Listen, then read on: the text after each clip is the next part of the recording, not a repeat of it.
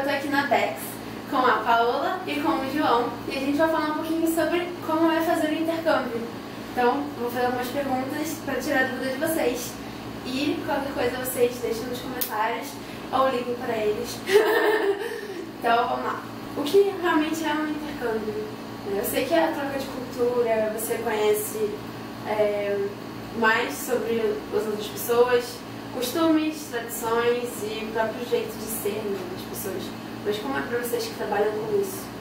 O intercâmbio ele é basicamente o que você falou, é uma troca de cultura, uma troca de experiência, uma grande oportunidade para você viver e aprender em um outro país, aprender como as coisas funcionam em outro lugar, entender que não existe uma verdade absoluta, uma única forma de fazer as coisas e que não existe uma cultura melhor do que a outra, e sim são culturas diferentes e que a gente pode, dentro da educação intercultural, que é a proposta da Bex, que a gente pode aprender um pouco em cada lugar e aplicar isso na nossa vida, ao longo da nossa trajetória, de uma forma mais interessante. Uma troca, né? É uma troca, exatamente. Tem idade mínima para fazer o intercâmbio? A idade mínima dos programas que a gente tem seria uma faixa de 12 anos, mas a maioria a gente manda com 14 e a partir de 14, né? Mas a grande parte do público é entre 16 e 30 anos e não tem idade mínima. Mais pro final da escola, né? Isso, exatamente. Legal. Exatamente. Com quanto tempo de antecedência a gente deve fechar o contrato para intercâmbio? Isso vai depender um pouco do destino que a gente está conversando. Então, se for um destino que precisa de visto e dependendo dos trâmites do visto, quanto maior a antecedência, melhor. A Austrália, por exemplo, é um visto bem burocrático, um visto de estudante, no caso para a Austrália, é um visto bem burocrático que costuma demorar em torno de 30 dias. Então, fazer com 90 dias de antecedência, uma antecedência razoável para a gente poder fazer todos os trâmites com um prazo interessante. Tem destinos que não precisam de visto, a burocracia é muito menor. Inglaterra, por exemplo, não precisa. Então, a gente consegue fazer o intercâmbio com 15, 20 dias. Aí vai depender também do tempo que a pessoa quer ficar e da disponibilidade de passagem aérea. Dependendo da antecedência, você consegue preços muito mais interessantes do que fechar a passagem em cima da hora. O que precisa para fazer um intercâmbio? O principal a gente sabe, né, que é você ter a passagem para aquele lugar. Mas o que mais você precisa para realmente fazer um intercâmbio? Você precisa primeiro entrar em contato com uma agência que você tenha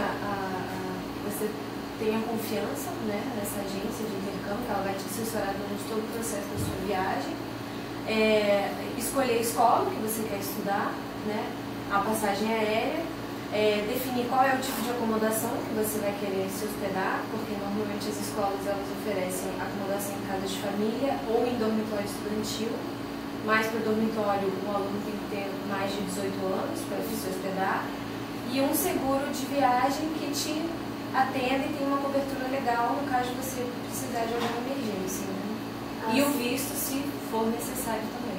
E cartão internacional, né? Crédito, Visa Travel Money. Meio de pagamento, moeda local, Visa Travel Money, cartão de crédito internacional, cartão de saque, depende também do destino, qual é o mais interessante. Por que viajar com a Bex? É difícil a gente responder, mas a gente realmente tem uma proposta intercultural, então a gente entende que a gente não está lidando só com uma viagem, e sim com um ganho cultural que a gente está propondo para as pessoas aprenderem com outras culturas e depois aplicarem isso no dia a dia aqui no Brasil. A gente é credenciado da Belta, que é a Associação Brasileira das Empresas de Intercâmbio, e a gente tem mais de 20 anos de experiência. A gente tem por hábito também só trabalhar com parceiros que a gente conheça, já tenha visitado e tenha referências positivas. Então, acho que a parte da experiência, dos credenciamentos faz toda a diferença. Legal. Depois eu vou fazer um vídeo especial contando sobre um pouquinho mais sobre como foi a minha experiência no Japão e agora no Canadá. E vou falar também por que eu escolhi a Bex. E agora um pouquinho sobre o Canadá, como que é o custo de vida lá. Eu já dei uma pesquisada, vi que é mais barato, mais caro que os Estados Unidos, apesar da moeda ser mais barata. Mas como é o custo de vida? Dos países de língua inglesa, o custo de vida no Canadá é bastante razoável. Se a gente for comparar com algumas cidades americanas, tem cidades mais em conta, se a gente for para o interior. As principais cidades realmente são caras, São Francisco, Nova York, então nem se fala. E se a gente for comparar com Londres também, com Libra, não dá para comparar, é muito mais caro. Então o custo de vida no Canadá é razoável.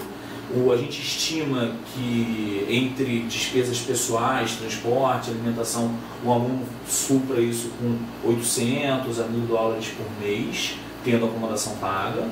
E para um programa de intercâmbio isso é bem razoável. Se a gente for colocar que as pessoas gastam muito mais numa viagem de Disney, enfim, qualquer outra então, coisa. Então, realmente, na questão do intercâmbio, depende das semanas que você vai ficar. Depende das semanas que você vai ficar, depende do seu estilo de vida, depende do padrão que você quer, né? Porque literalmente o céu é o limite. Então realmente depende desses itens, mas sem dúvida você consegue manter com essa faixa de 800 a 1.000 dólares por mês no Canadá, consegue manter um padrão de estudante bem interessante. Diferença cultural, porque eles são, né, o que a gente mais ouve, eles são super polidos. Claro, são mesmo. Questão, você já esteve lá, então como que... A diferença cultural, assim, primeiro o Canadá é um país multicultural. Então, assim, então ele é efetivamente um país de imigrantes, feito por imigrantes, que aceita imigrantes até hoje, inclusive brasileiros. Então, é um país extremamente receptivo.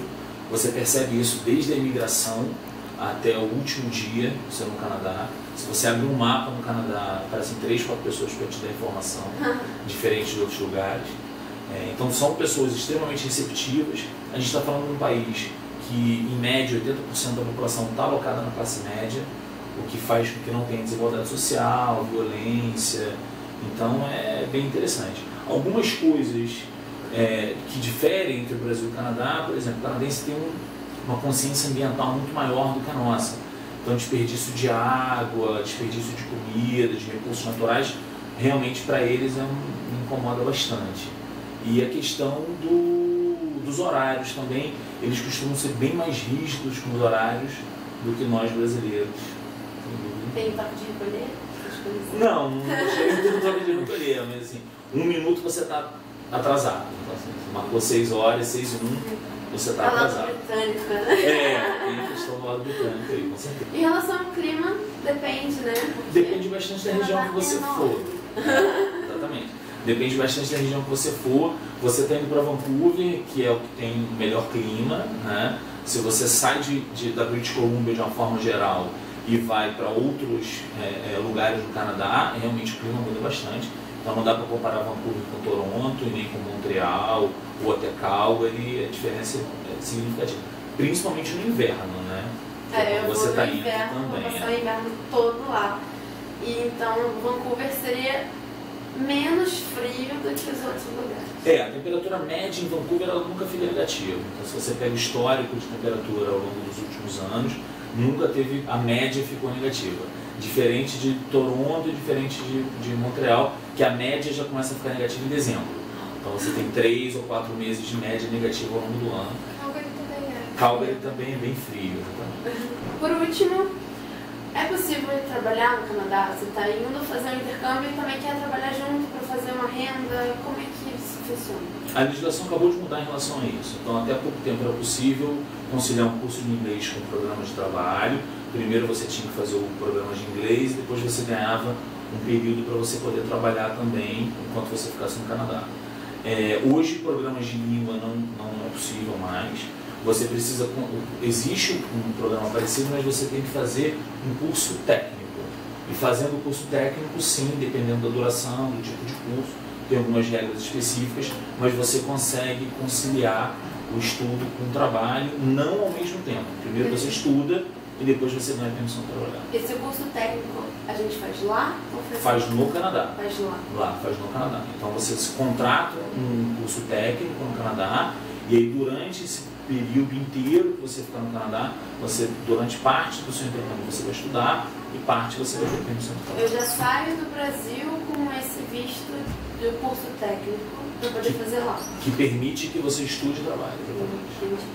Legal. Foi isso, espero que vocês tenham gostado. Se ainda tiverem alguma dúvida, falem, deixem nos comentários. E aí eu vou tentar, né?